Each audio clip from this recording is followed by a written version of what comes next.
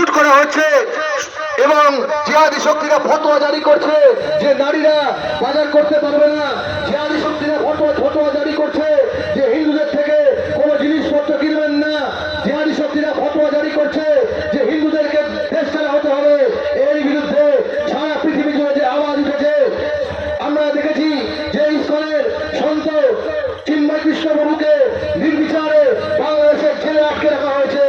এর বিরুদ্ধে সারা পৃথিবীর হিন্দুদেরকে আমরা আহ্বান জানাই এক হওয়ার জন্য। এই মিছিল থেকে আমরা আওয়াজ তুলছি যে সমস্ত হিন্দুরা এক হও। আর শুধু বাংলাদেশ নয়, আজ পশ্চিমবঙ্গেও বিভিন্ন প্রান্তে হিন্দুরা আক্রান্ত। আমরা দেখেছি যে বেলডাঙায় কার্তিক পুজোয় কি ঘটনা ঘটেছে। আমরা দেখেছি যে